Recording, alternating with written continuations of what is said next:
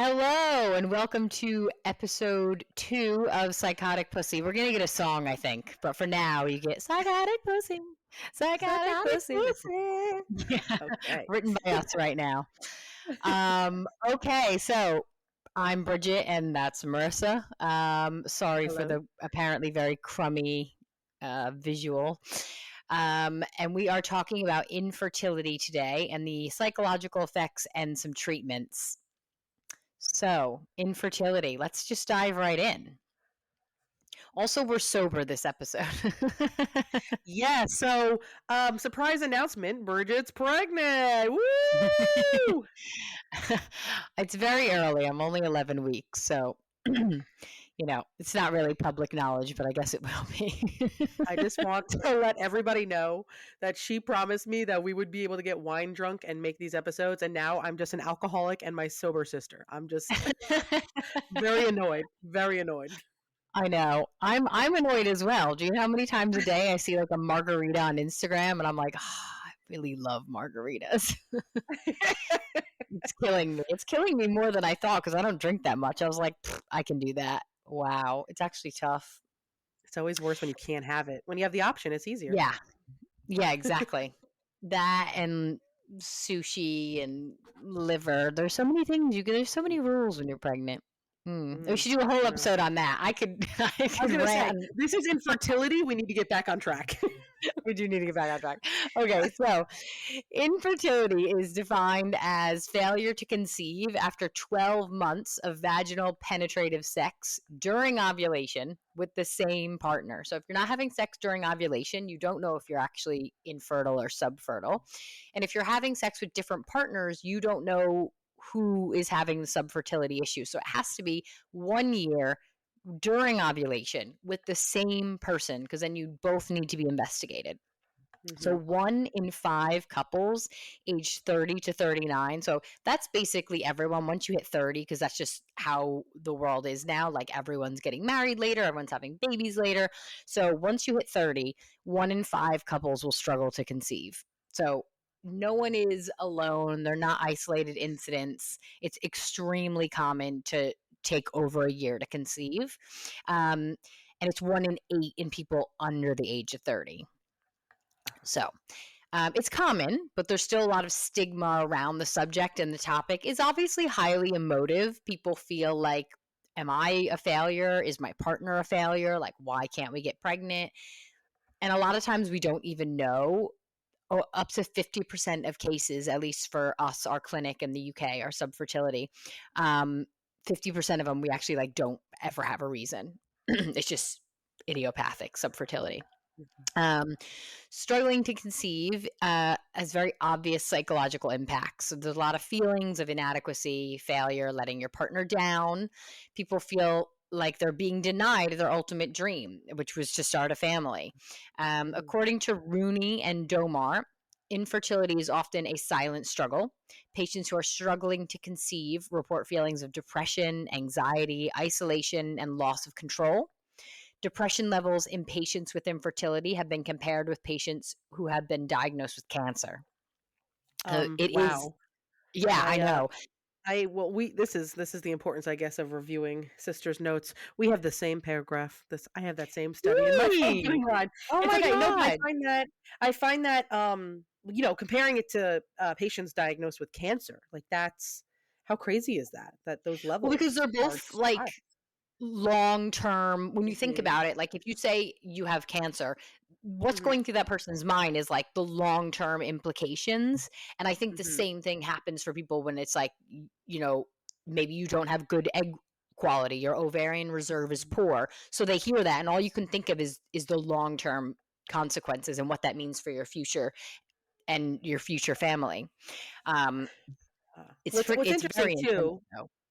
Well, for the mental health aspect, I would say it's interesting because for cancer, you usually have a village who, wants to be very supportive and is like, oh my God, let me bring you meals, let me take you to treatments. But with infertility, it's kind of like that silent battle. Yeah. People usually don't know what to say, or people say the wrong thing. Like, yeah, have you ever heard someone be like, "Oh, at least it was only 2 months or whatever." Like, no big deal, or maybe it was for the best. And it's like, although they mean well, that's probably not what that person wants to hear.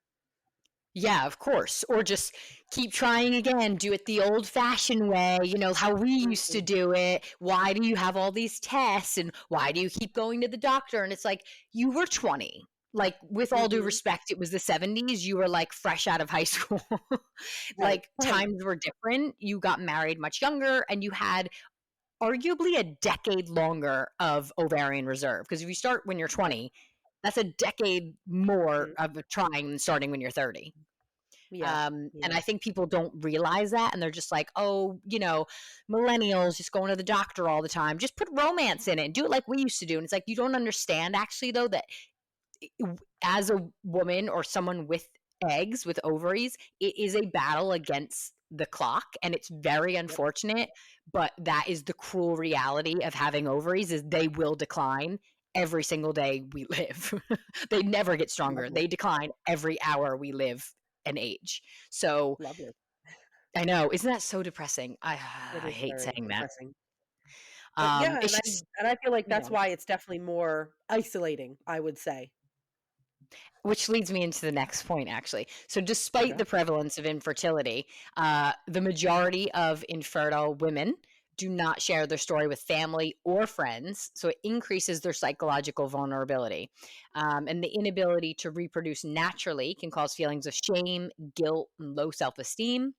These negative feelings may lead to varying degrees of depression, anxiety, distress, and poor quality of life. Um, and that also, I would say, has more weight on the woman because she feels like she's responsible.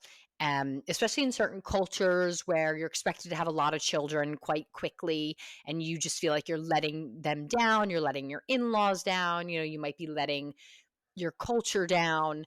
So a lot of that weight does fall on women. Even if you go to the doctor and it's actually like a mixed infertility, I think the woman Mhm. somehow takes the brunt of that more. Yeah, definitely. Also in that study, um, women who gone assisted reproductive treatment were at a significant risk of experiencing psychiatric disorders. So, Mm, that makes sense after everything that we just kind of discussed and listed, risk yeah. of depression, anxiety, distress, all of that. And, whether they cope or their inability to cope can all lead to that significant risk. Yeah. So Rooney and Domar then conducted a meta-analysis that reports 40% of women attending their first infertility appointment in 2004 met the criteria for major depression, anxiety, or both. So on screening, their first appointment to an infertility clinic, they actually could have also been diagnosed with depression, anxiety, or both. And a Mm, more recent study conducted in infertility clinics in Northern California included 352 women and 274 men. 56% of the women and 32% of the men reported significant symptoms of depression, and 76% of women and 61% of the men scored for significant symptoms of anxiety. So, does infertility cause stress or does stress contribute to infertility? That is a question a lot of people have asked, and it's very difficult mhm, to prove, although we have mhm, tried. So, levels of alpha amylase and cortisol have been tested in previous studies, and women with higher levels of each had a longer, quote, time to pregnancy interval. So they're struggling to conceive. So this means that women with higher stress hormones or stress biomarkers um, struggle to conceive longer than women without these biomarkers. Again, though, is it interesting. one causing the other or vice versa? It's really difficult to tell. But we do always say, like, if you are, a professional woman in a high stress job and you're also trying to conceive, you need to take a step back and actually focus on your mental well being, because if you have these constantly elevated levels of cortisol, they're working against your hormones that will help you to ovulate in your normal cycle. You shouldn't have a constant cortisol peak all day long. And it's something that's very new to the modern world we live in. Our, ancestors used to just have that 9 a.m. cortisol spike, wake you up, get the day ready, and that was it. Then it would settle. But we find that people nowadays, because we work around the clock, we have access to our laptops, our smartphones, everything. So basically the workday never ends. You're constantly Mm, like at that high yeah. cortisol, I could get an email right now. And the human body is like struggling to adapt to it, which leads to anxiety, depression, infertility, obesity, etc. So, which causes which we don't know, but it is interesting that Mhm. it is a correlating factor that higher stress hormones, women struggle to conceive more. Yes, absolutely. Honestly, we could even do a whole episode on that alone with technology and that's crazy. So, although we cannot prove a direct correlation between stress and ovulation, we do know that high cortisol levels inhibit your LH and your FSH, and you need the Oh, LH yes. and FSH release to peak, Mhm. and then that causes ovulation. So, if Yep. cortisol is inhibiting those, your overall ovulation is decreased, and it lowers your estradiol production, which affects your granulosa cells within the follicle, and your follicles are where eggs are released from. So your oocyte quality, your egg quality is ultimately negatively impacted by high stress hormones like cortisol. Yes. Yes. Absolutely. Which is crazy. But okay. So, I figured we could do some kind of myths and misconceptions segment. Get a Ooh, little okay. fun in here. Okay. I mean, Hmm. obviously some of these are very obvious, but okay. Age does not affect fertility. It do. Exactly. It does. Exactly. So, there's some, who knows? There are some people who, may not be fully educated and are out there saying crazy things. So, stress That's true, causes, actually. right? Isn't that crazy? And of course there's nothing worse than like knowing facts and being educated in a subject and someone just really coming at you like very combative and being like la la la. It's like, no, well, incorrect. But I would say it's actually so sad in my line of work. I actually just had a patient last week. She's 44. And she has a new partner. So she has two children, but they're 20 years old, but that was with her husband. They're divorced now. She's a new partner at 44. She's trying to conceive. And I was like, do you know that after the age of 45, the miscarriage rate is 90%? 90 after the age of 45. Mhm. And she like was like, I never knew that. Like she genuinely just thought at 44 she could easily conceive. And I was like, No. you might get very lucky. Your egg Good. quality could Good. be absolutely amazing. But she had Mhm. two miscarriages in a row and was kind of like, I feel like I'm doing something wrong. And I was like, no, no, you're not doing anything wrong. It's just that, you know, Mhm. the Mhm. last time you had children was 20 years ago. A lot has changed in 20 years. And she genuinely Right. just, it didn't even cross her mind. I thought that was very interesting. Wow. Okay. Yeah. Yeah. It is heartbreaking for sure. The second myth or misconception: stress causes infertility. What's your answer, Bridget? Well, we just talked about that, so you can't really prove it. However, Right. if your stress levels are causing you to miss a period, when you miss a period, that means you're Mhm. not ovulating that month. So Right. technically, yes, it is affecting your overall fertility level because Mhm. without ovulation, that's it. That's a month gone that you can't get back. Mhm. Right. Right. But I will say, since it's technically not proven, in little parentheses here, said that the statement does kind of unfairly place the responsibility solely on the woman when that's not always the Oh case. yeah. That's absolutely true. Yeah, you're just going to hear relax all the time. Mhm. Mhm. Okay, next one. Birth control can cause infertility. What's your answer? No. Exactly, exactly. But some people believe this. Some people believe this, and it's, Oh yeah. it's kind of heartbreaking. A lot Because, of people you know, believe it. it's sad to watch girls, use it in high school and college, and not sometimes not even just for birth control reasons, but for acne and stuff like Mhm. that. And then, have get married, want to start a family, and then they're, miscarrying and they think, "Oh, it's my fault because I was on birth control for so long," Mhm, mhm. which is sad. Yes, I hear it all the time. People say it all the time. "Oh, it's because you girls on birth control for so long." No, once again, it's because people are getting married in their Yep. 30s. So they're trying, not even getting, you're settling down in their 30s. So they're trying for children in their mid 30s. That is Mhm. why. It's not because they were on birth control for 7 years. It has nothing to do with that. And hormonal birth control can, decrease your chances of ovarian cancer. So there you go. There you go, from the doctor's mouth herself. Hmm. Okay, next one. Regular periods mean you're fertile. I would say it's the first indicator that you're ovulating. Basically, it Mhm. doesn't it doesn't mean you might have poor egg quality. You're still ovulating, but the Right. egg quality is Right. poor because women in their 40s still have a period. But does that mean they will conceive? Probably not. Right. So They so can, this is but probably false. not. Yeah, it Yes. just it Mhm. just means that you have a monthly period because you are ovulating regularly, which is probably a first indication that everything is okay down there. If you had irregular periods, very irregular, not like, oh, I skipped one here and there. If Mm. you're getting 3 periods a year, that will greatly impact your ability to get pregnant and you should seek help. So I would use it as just like a guideline of Right. when to know to seek help. Good, good. And the last one I have, infertility is typically the woman's fault. No, I think the last stat I Mm. ever read was it's about 60-40, so not quite 50-50.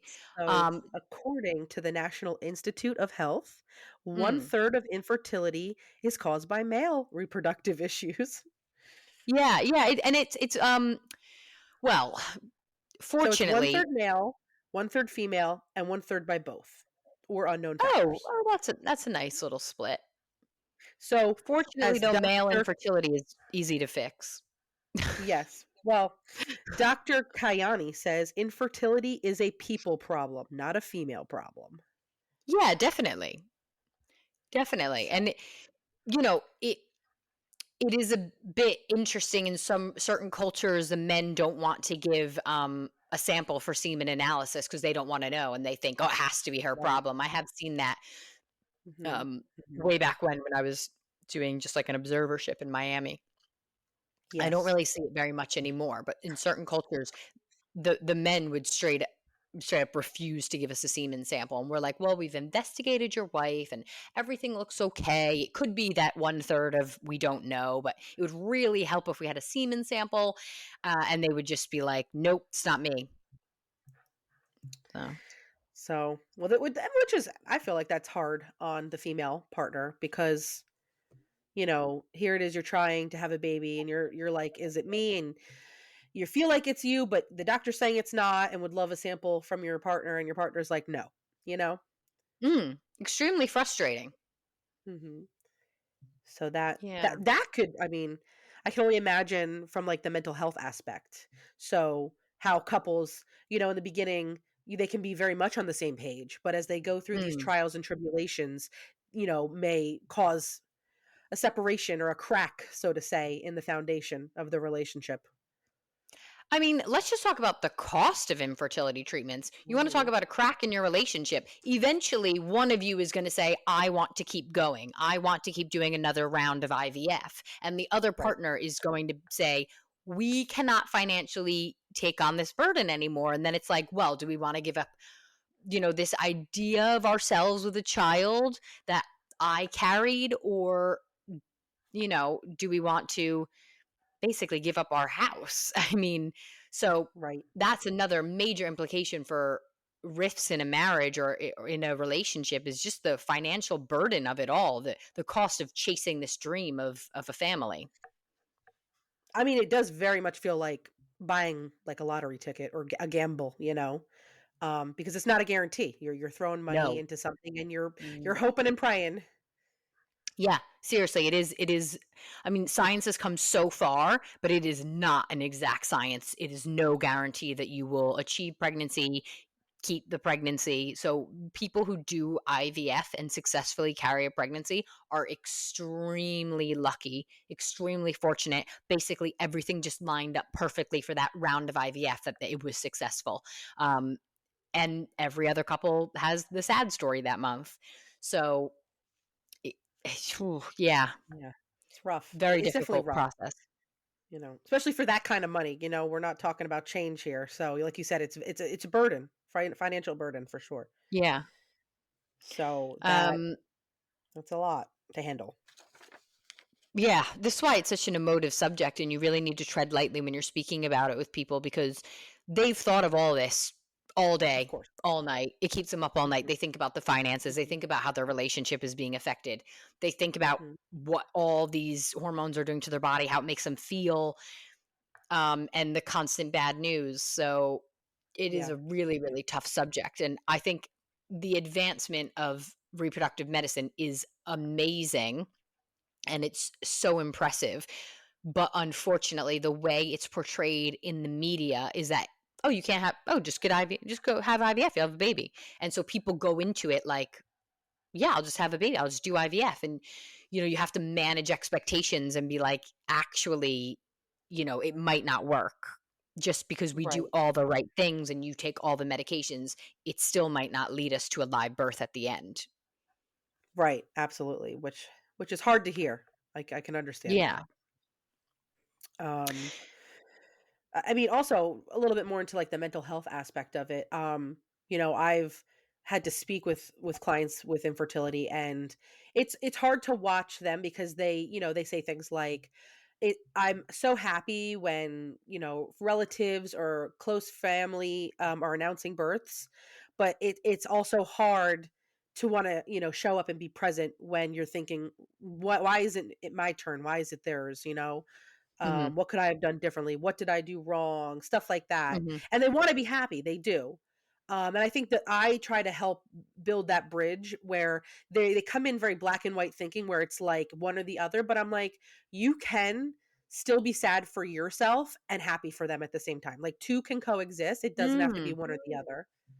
Yeah, absolutely. That's such a good point. You can still mourn the loss of what you're going through, the changes in your life, but still be really excited for someone who maybe also went through the same process and came out with a different ending.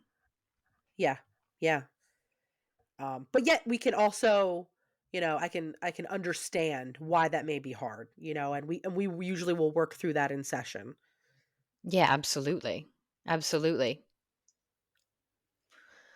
Um, let's also talk about some more effects on overall health. So, Mhm. like we talked about in episode 1, psychological well-being affects physical well-being. So if we look Mhm. at couples who are struggling to conceive, we have a population of people with increased rates of depression and anxiety, obviously, as we talked about. Mhm.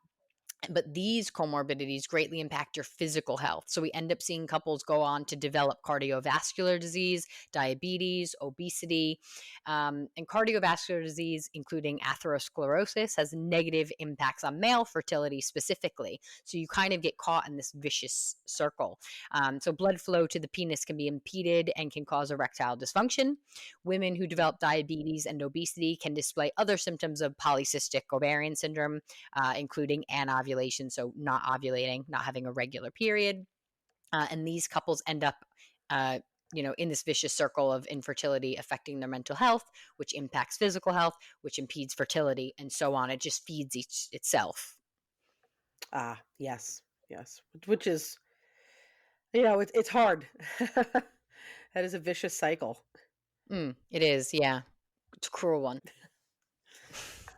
The next thing is I also had a bit of like a myth busting thing. So, Oh, good, myths good. about infertility are in no short supply. We just talked about them with our last segment.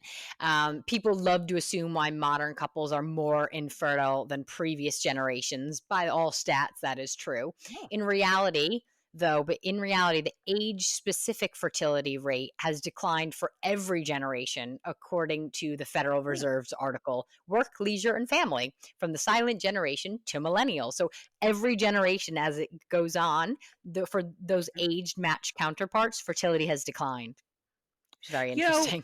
before you told me that, I always was thinking that just from like looking at the trends here. Hmm. But it's nice to know that that's like an actual fact and also sad. Yeah. Well, it it opens up the floor to why. Other Mhm. than increasing age, it's the overall health is poorer. people on more Yes. medications. There's more people with diabetes, obesity, heart disease. And like we said, that affects your fertility overall. So, Yes. people who smoke, who drink, these things, although might be fun, not chastising, but Ooh. they will affect your fertility as well. So Yes, yeah. generally speaking, there have always been couples who struggle to conceive, but we talk about it more. Our voices are louder now. We insist on having open discussions about these sensitive issues. So it feels like it's much more common than it really is. It feels like a new thing that everyone's talking about. But these couples have been, you know, from generations back, people struggled to conceive. So, along those same lines, people trying to conceive are much older now than in previous generations. So, the average age of white women when they have their first child is 28.1, Mm. and the overall average is 27.3 for all races. It's 25.5 for Black and Latina women, 31.2 for Asian women, 23.9 for American Indian and Alaskan Native, 25.2 for Native Hawaiian and other Pacific Islanders. I think I read recently that Italy actually has the highest age of first conception, and it's like 32. Wow. Which when you hear these numbers Yeah, is higher. yeah, Um, yeah.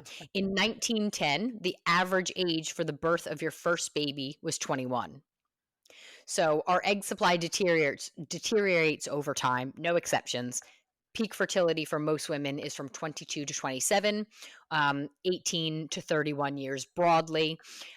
After this, your eggs decline quite rapidly. So by 32 years, there's a sharp decline, followed by an exponential decline after 37 years, which is why you always hear 37 years geriatric pregnancy. Used to be 35. We changed it to 37 because after 37, that's when on the little graph, if you Google it, your egg quality goes whoop, the number of eggs you actually have I like decreases. that sound effect. Whoop. Yeah. Whoop. Yeah, can we get Um, that in anytime? our advanced age is a direct link to our infertility and miscarriage rates. Furthermore, we overeat. Obesity is directly linked Mm. to female infertility by means of PCOS, polycystic ovarian syndrome. So, PCS is a syndrome of the ovaries that develops too many follicles. You can see it on an ultrasound scan. So, no one follicle becomes the dominant one and releases the egg. That causes ovulation. So the syndrome includes polycystic ovaries, obesity, hirsutism, so that's thickened hair on your body or face, um, acne, diabetes, insulin sensitivity, and anovulation. So it's caused by excess estrogen, and it stores in your fat as something called estrone, and this androgen excess causes a negative feedback loop. So your ovaries stop producing their normal estrogen surge because they're getting a message, oh, wait, we have so much estrogen, turn it off. And without that estrogen surge, you don't get the LH and FSH release, so you don't ovulate. So you don't get a menstrual cycle. That's kind of the first sign. Some people are like, oh, I've gained a bit of weight. I'm not getting my period regularly. So they come into the gynecologist and, are like, do I have PCOS? Because it's very Googleable. Everyone thinks they have Yes. PCOS. Yep. Um, yeah. So my advice to anyone who wants a family is to start sooner rather than later. I know you can't really you can't turn back the clock, but if you want quick advice, it's like start sooner. If you're with someone you love and you want a child, you'll never be ready. Just dive in, baby. Well, If you're in a disclaimer, good place, disclaimer. We're not what? gonna just Yeah. send people off like, no, if you're a teenager, don't, and you don't pay Oh your my God. bills. Yes. Wait. Disclaimer, Wait a second. be If you're a smart. Do dependent, not take it from Bridget. Bridget, we're gonna get sued. Some mom's gonna freak out. if you're a dependent on someone else, maybe don't take this advice. But if you're an adult, if you're an adult in a loving, consensual relationship, it's not toxic for your mental or physical health. All of those things have to apply. And you know who you are, and you probably talk to your partner all the time, and you're like, oh, we're just not ready. We're just not ready. If you know you both want a family and you're on the same page about that, why are you waiting a year or two? You're never going to be ready. And every parent will say that. You're never going to have as much money in the bank as you want before you start. You're never going to have the house of your True. dreams. Eventually, you will True. get there as a couple. You'll have everything you want. The ducks will line up, maybe, maybe not. But you can't take back those years that you didn't have a family. Well, for the record, everybody, Yeah. my sister is talking about herself because I was like, "Give me a niece or a nephew right now for years," and this girl has been putting this shit off, okay? Okay, And I'm only finally, 29. well, follow your own advice, woman. I know. I know. We did, don't worry. Finally. Um, sorry. If this advice seems very skewed, my sister's definitely right. It's coming from my own point of view and just from people I interact with. You know, obviously I'm Okay. 29, so my friends are 28, 29, 30. So we're all in the same boat. I don't really have many single friends anymore. So Yeah. everyone's in a great, loving, stable relationship. But it's just like, oh, I don't feel ready, you know, and it's like Mm, you might be fine, but you might also look back and say, I regret not trying back then in my 20s. well, let's spill the real So if you're tea, did huh? you say? I said, "Let's spill the real tea." What did you s My kids have Oh. made you not want kids. Oh, no. No. My sweet little angelic demons. They are adorable, but they are a lot of work. And I'm not gonna lie, I did think because when they were babies, I was like, "Oh, this is so easy," but now that they're toddlers, well, not even, Jack's like a real boy. Now that they're older, I I'm like, love you, "Wow, they boy. are a lot of work." Yeah, well, unfortunately, my second was colicky, and Bridget and her husband get stuck in the back of the minivan every Thanksgiving. And this particular Thanksgiving, which was like an hour and 15 minutes away, there and back, both kids were screaming uncontrollably. And well, that is how I wasn't getting nieces and nephews that year. Yeah, that was a really, really tough car ride. So sorry for the trauma that it caused you.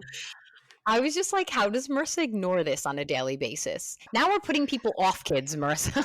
From my own trauma, I dissociate in the car and I go into my own world.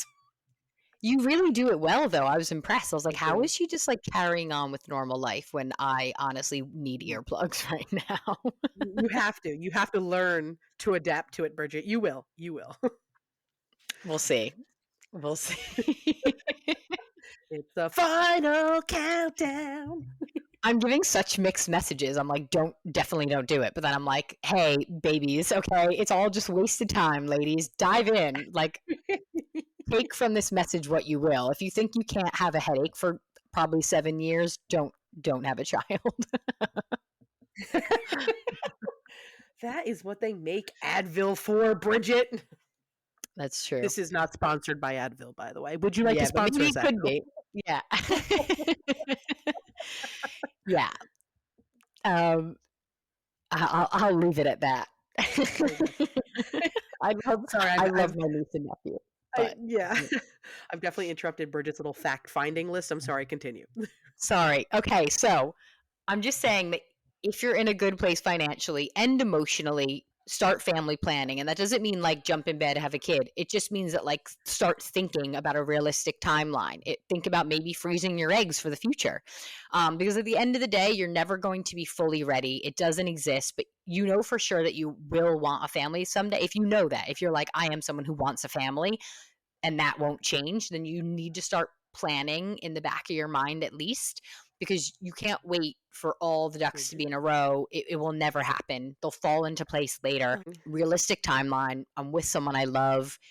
Maybe we'll freeze our eggs. Maybe we'll just go to the doctor and get some bloods taken and just get like a general clean bill of health, because the sooner you start doing these investigations, knowledge is power. You don't Oh know my until you God. see a doctor and get these results. So it's just something to think about. That's all I'm saying. Good. Yes, I agree. I concur. Good. Now, for our next segment, these are my quick roundup of tips for conception. Just quick, quick, quick. You can find these online, but these are real things we tell people who come to subfertility clinics. Okay, so if Mm-hmm. you're trying to I'm ready. conceive and you don't know any of these, you might want to tune in. Alternatively, if you've tried all these, then you might just tell me to shut the f up. Shut the F So, up. No, just kidding. if you have a chronic condition like hypothyroidism or rheumatoid arthritis, you need to see your family doctor first and ensure your medication is safe for pregnancy and that your disease is well controlled. So the rule of thumb is if you have things like any autoimmune disease, whatever, you can be on medications that are quite literally toxic to a baby. So you will Mm. miscarry every time. And you'll be like, why? So you need to have preconception counseling, switch over your medications, give those medications ample time to work because, general rule of thumb, here it goes. If your autoimmune or chronic condition is controlled before you get pregnant, it will get better in pregnancy because pregnancy has a great effect where it helps autoimmune diseases. We don't really exactly know the science behind it, but your autoimmune disease will improve. The opposite of this is if it's poorly controlled, when you become pregnant, it will get way worse. You will feel everything and you'll say, my disease has never been this bad. I've had it controlled previously, but you need to make sure it's at its most optimum, control. You're on a great medication. You gave that at least 3 to 6 months to work, and you have a plan with your family doctor for follow up. Then you can try to conceive. So that is an important one for anyone who has any chronic conditions. Okay. Next thing is stop smoking. Can't highlight this enough. Stop smoking. It's bad for men and women. It affects all your little hair cells called cilia. So that affects your eggs moving. It affects baby implanting in the correct place. Okay. And it also affects sperm moving. So stop smoking. You got to stop if you are struggling to conceive. Stop drinking excessive alcohol. Sleep. You need to sleep. If you're one of those people that's up around the clock, your circadian rhythm is completely askew, your cortisol surges are not on time, this can affect your fertility. Eat whole foods. Eat real whole foods, not ultra processed things that you get from the frozen aisle and you say, yeah, but I ate I had chicken and mashed potatoes. Was it frozen? Did you just put it in the microwave? You need to eat real whole foods, fruits, vegetables, lean proteins. Okay. You need nutrients. Lose 5% of your body weight if you struggle with anovulation secondary to PCOS. So, first line treatment for polycystic ovarian syndrome is lose 5% of your body weight. We tell everyone. Even if you look to be normal weight, but you might have just carry a little bit of excess fat, if you lose 5%, usually they start ovulating. It's the easiest fix we can tell you. Take folic acid with vitamin D prior to conception. So all reproductive age women who are in a relationship where they're not maybe using birth control, you should be on folic acid in the cases of surprise pregnancies, okay? Because you need adequate folic acid to carry on a healthy pregnancy. And vitamin D, it's more of a recent thing. We have found that women who are chronically vitamin D deficient struggle with recurrent miscarriages. Again, we don't know why, but it's just a finding. They have low serum vitamin D and they have recurrent miscarriages. So take vitamin D supplementation. So for men, stop soaking in hot baths. It's bad for your sperm. That's why your testicles are outside your body, because core temperature for humans, it's too hot for sperm. It kills the sperm. So that's why they hang outside. Opposite for women. Women are furnaces. It's fine. So men, stop taking hot baths or hot tubs, loosen underwear. So no tight underwear. Wear boxer briefs or boxers. Stop smoking, stop drinking, and stop drinking protein shakes. So protein shakes have a bit of a negative feedback loop on your natural testosterone production. Not massively, but we do find that it can affect it enough. So we tell you to stop taking excessive protein shakes, supplements, stuff like that. If you're not struggling with fertility, carry on. The protein shakes are clearly not affecting you. If you are, you should try to cut them out. Also, for the love of God, stop this weird thing where you ask your partner to ejaculate, to wait to ejaculate until you're ovulating. No, men need a quick turnover of sperm. There's no waiting. There's no hold on to your sperm until next week. No, every 24 to 48 hours, men should be turning over sperm. Okay, that means they're having sex with you or they're masturbating. Keep the sperm moving. It's healthier that way. So don't say, keep it in because I'll be ovulating next week and then we'll have sex. No, Right, Keep it right. going, You men. know what? A lot of people fall for that. Mm. I've heard a lot of women say, like, "We're waiting for all this pent up sperm to come out and work," and it's like, well, good to know Not a that thing. that's, yeah, not a thing at all. They're sitting in there getting hot and possibly deforming. Wow, great. Yeah, A whereas if you deformed just sperm. keep the turnover 24 to 48 hours, you're getting fresh sperm every time. Got it, got it. Hear that, ladies? Yeah. The next thing is have sex every other day. Don't just go, "Oh, I think I'm ovulating next week." You need to have sex every other day if you genuinely are trying to conceive. Just keep having sex. So frequent penetrative vaginal sex increases your chances of conception. Keep having sex every other day, maybe every 3 days if Mhm, it's if every other day is too much. But mm, you can't be like, I'm ovulating then, so we're gonna do it just then. You have to have sex constantly if you are genuinely like actively trying to have a baby and the first few months were unsuccessful. You just need to keep right, at it, yep. which could be good news. Well, I can speak on the mental health aspect though. That can become a lot. That becomes a lot. Mm, Male clients have reported that it makes it unfun, unenjoyable. They no longer are interested. It has performance issues, like they can't, get hard because they're like, she's just, now every day, and it's very tiring. mm. Very demanding on That's both true. parties. That is true. It becomes more of a job. Yep, yep. It's not so Yeah, I spontaneous. It's very can't argue with planned that. and methodical. Yeah, So yes, that's true. Mm. Yeah, I didn't really think about that. Usually I just give that advice and people are like, "Okay," but you're right, actually. It kind of makes it very clinical and not organic, and I think people can struggle with that. absolutely, absolutely. Also, can I add a little fact? That my sister learned the hard way. Mhm. Was using apps to track her ovulation, and I tried to tell her that unless you're actually buying a test and figuring it out, that those apps are not accurate. And he heard it here first. The doctor was wrong and the therapist was right because her ovulation was wrong, and that's how she got pregnant. Welcome to reality, Bridget. You you just want to, like, air out all my dirty laundry this I episode. do. I do. This isn't about what we thought it was. This podcast is us sisters duking it out. Mm. Just kidding. What Marissa says is true, okay? It is true. Basically, I stopped taking the pill a few months ago. And I was like, I want to like get my period back. So I was tracking it. Um, and it was regular. We were 3 months without it, got 3 periods. Um, and then we were like, oh, let's try in the new year. And I was like, okay, that's fine. And then all of a sudden I Oh, was 2 weeks late. And I was yeah. like, that's odd. For the No, record, I her was older sister told her the whole time that, "Are you sure that's when you ovulate?" "Yeah, the apps are telling me." I said, "I don't know how to politely say that I'm gonna smack you through this phone. Are you sure? Asking you for the fifth time. Are you sure?" "Yeah, yeah, yeah." She was wrong, ladies and gentlemen. apparently I was very wrong. It is way Very wrong. off. It was way off. So I don't want women out there thinking, well, I've been tracking it. I don't know what's going on. Buy a test, please. For the love of God, Yeah. don't stress yourself out for months doing it on the wrong day.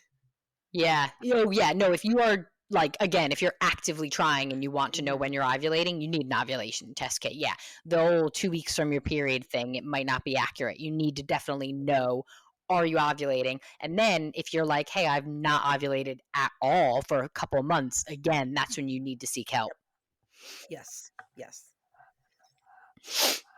So great. Um, Love those facts. They were all very informative. Thank you. you're welcome. This is Bridget's face where she's going to wish she was here to beat me up.